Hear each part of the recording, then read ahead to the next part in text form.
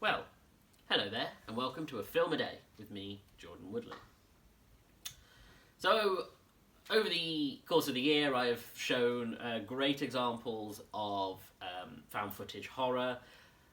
I thought, under my minor banner of bad films, or films to examine that are of a lesser quality, depending on how you want to see it, because I've talked a lot about the positives and the strengths of found footage, and it's worth looking at the negatives.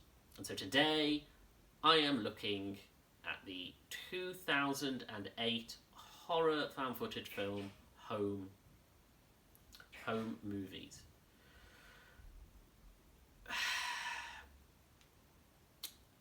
The problem, I suppose, with the found footage genre is, yes, on the positive side, it can be used to focus on character, create a really intimate sense of an almost pervasive sense of intruding into people's lives and into sort of intimate spaces, and almost have that creepy up close sense of,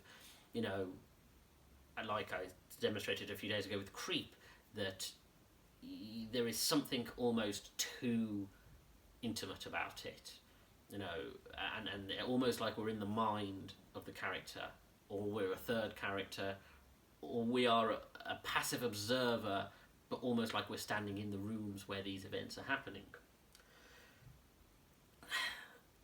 The problem, I suppose, is the fact that, of course, is one, the cheapness is a massive draw. The fact that anyone can make a found footage horror. If you have a couple of iPhones, you could make a really, a simply done found footage horror. And then, although it draws in strong independent directing and performances, it means that it can also bring in people who are just trying to make a quick film, as it were.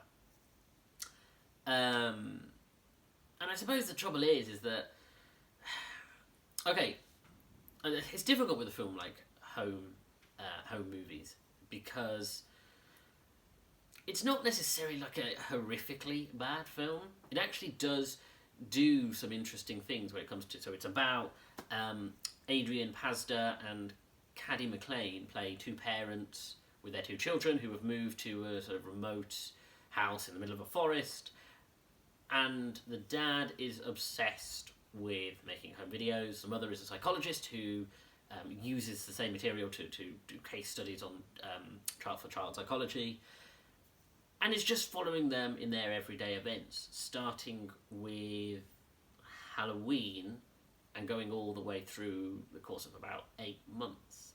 And there is supposed to be that sense of, it's like we are clicking on the laptop of someone and just observing, sort of almost like a calendar, that sense of we're jumping from video to video over the course of events that they are filming.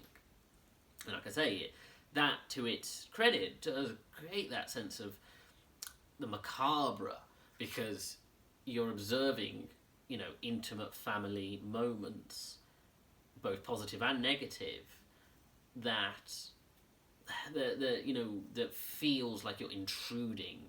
Like there's almost something perverse as you observe them, as things escalate and get worse and worse for them. And those are the positives of the film. Like, it does do that. The problem is, and as I've said before when I've talked about these bad films, a lot of bad films tend to fixate on the fact they have one good thing. In previous videos I've talked about films where they have had great practical effects, or they've had a source material that's really strong. And as I said, the found footage aspect is not the problem with the film. The problem with the film is that it doesn't really know what it wants to be. And I think ultimately on a scripting level, that's where its flaws lie. That it wants to be this sort of speculation on the nature of parental blindness, where you have these two children and there is something not right with them, but the parents are so fixated on their own selves and their own whatever's going on with them that they don't, and of course being good parents, that they don't see the warning signs as the children get worse. And the film also questions, is this supernatural or is this just quote-unquote psychotic children? And of course you've got the dad, Adrian Pasdar, who is the priest, and the mum, Callie McLean, who is a child psychologist. And of course you've got that sort of underlying subtext of, he's a priest who was also abused as a child and drinks too much. You can see sort of the warning signs with him there. You have her who is too clinical, the fact that she assesses her own children at one stage, and the fact that, the dangers of someone not having professional boundaries and making smart decisions. But then it doesn't really know where to go with that. It doesn't really know what it wants to be in the respect of these things with the children and the parents. And the performances are good. You actually do feel like, this is a family. But the big problem with it is the fact that it leans into the creepy kids thing. And the creepy kid thing can be done really well. Of course, in the last video I was talking about The Exorcist and how well it can be done and how well Linda Blair performed. But unfortunately it requires other young actors to try to play creepy kids as well as that. And unfortunately these kids just aren't at that level. They're not even close.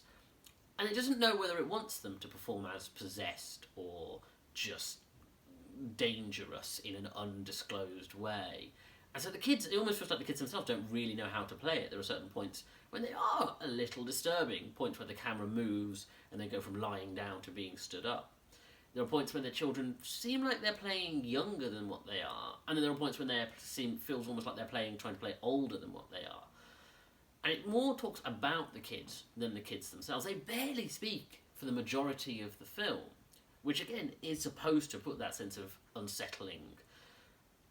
And I think ultimately where the film falls down is in the payoff, because the film almost feels like it's building and building. And in the first act, it does it quite well when everything feels normal, but every so often the kids act out. You do get that sense of, almost like a silly dad and a protective mom who are just trying to sort of be normal, and the kids are not. But the problem is, as it escalates, as things get worse and worse, it doesn't know how to pay that off. And so the third act is very dull. And unfortunately, it means everything that came before it is dull, because it means all that stuff doesn't build to anything. It builds to nothing. And then when it does sort of go into the intensity of the third act and what is going on, the payoff is nonsensical. The plotting is nonsensical. You don't really get why everything is happening for the reason, and I try to give it the benefit of the doubt of perhaps it's trying to be ambiguous. Like I say, maybe this is supernatural or science fiction, or sort of the psycho kids thing.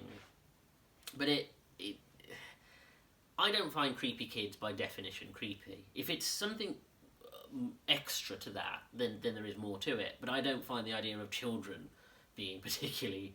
I just don't find that something that personally horrifies me. Now, other people do, but because I don't, it means there has to be something else going on. There has to be or more meaning and depth to it.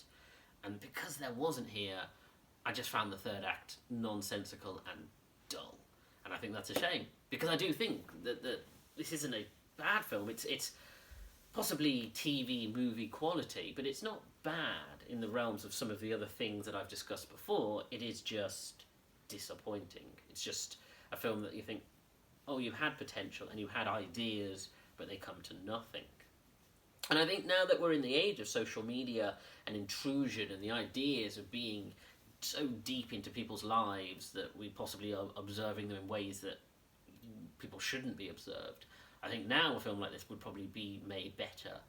Whereas 2008, this is sort of or early social media time, and I just don't think they fully understood how to sort of tell that kind of story. I don't know, it just felt very flat when all is said and done. Anyway, thank you for joining me. If you like this video, hit the like button, comment below and share the video, because it's all helped me in the algorithm. Subscribe to the channel and hit that bell to get notifications of when new videos are uploaded. Check out my back catalogue of over 250 videos, and follow me on Twitter at Jordan_Woodley, where I tweet about TV shows and films, and I share these videos once they're uploaded to YouTube, either the day of or the day after. Thank you for joining me. Take care.